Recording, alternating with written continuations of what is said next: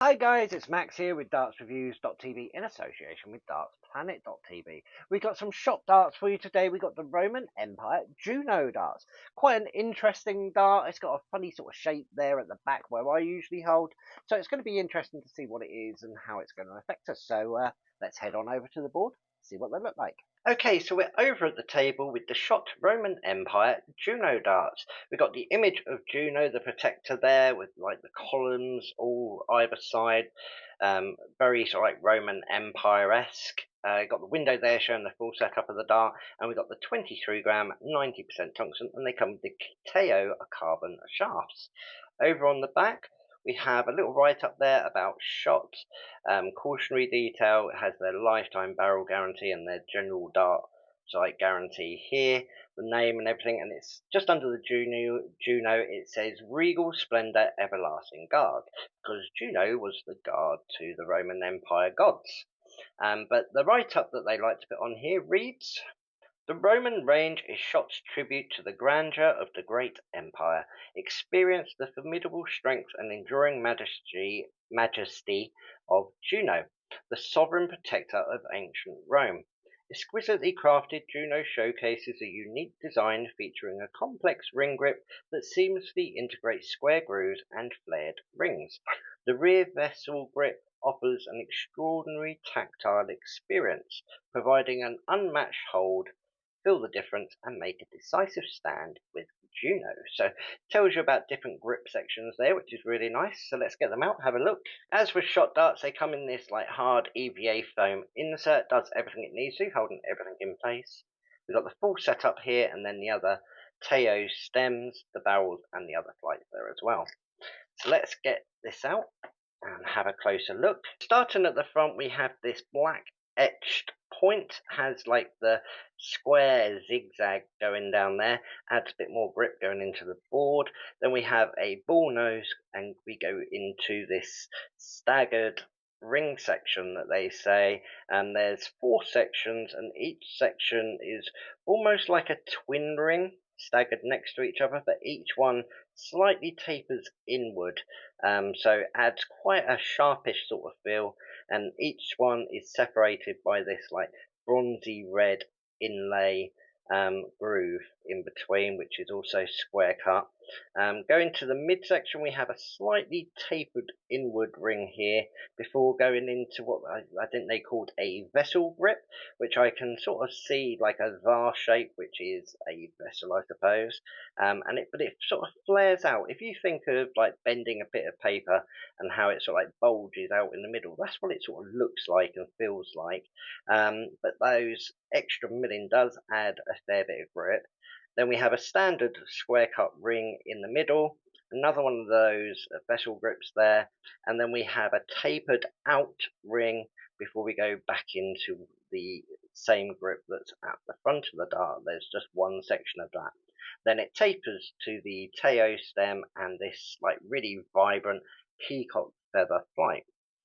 Going to be quite interesting. I'm pretty much holding my dart where that vessel grip is, so it's not too sharp, but it adds a raised section. So holding it in the middle almost feels like a scallop sort of thing, but it isn't a scallop. It is quite raised. We haven't got the measurements for this at the moment, but I've had a little bit of a measure just so I can give you a rough idea. At the widest section where this vessel grip is 6.2, and the length is about 50 mils. But as soon as we've got the actual measurements, Gav will put it down here on the screen so you can have the exact measurements for the dart. Definitely interesting, quite vibrant looking.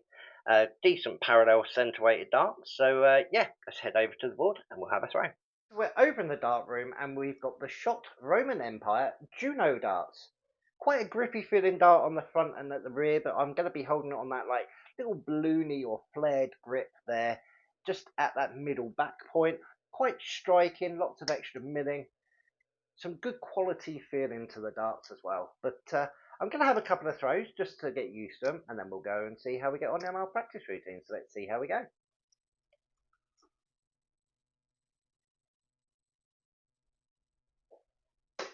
Oh, straight in that treble. Oh, that was very, very tight. 140. See if that was a fluke or if we can do that again.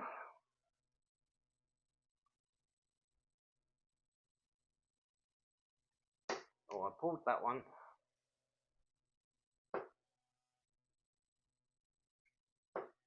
Only a 55, but I did pull it a little bit and then I tried to overcorrect. Flying through the air nice. I love the balance of these darts. They are centre weighted, but they're flying really, really nice. So let's go straight into our 201 practice routine. Game on.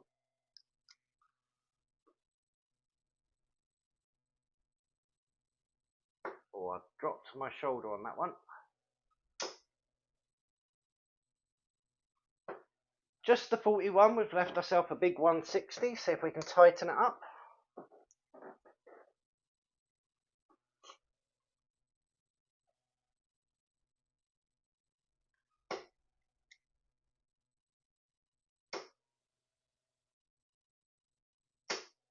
Oh, did that one sneak in? Yep, a nice steady ton. Left ourselves 60.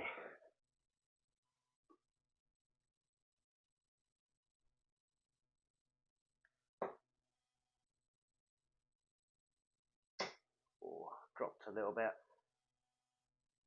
And in 3 darts, there we go.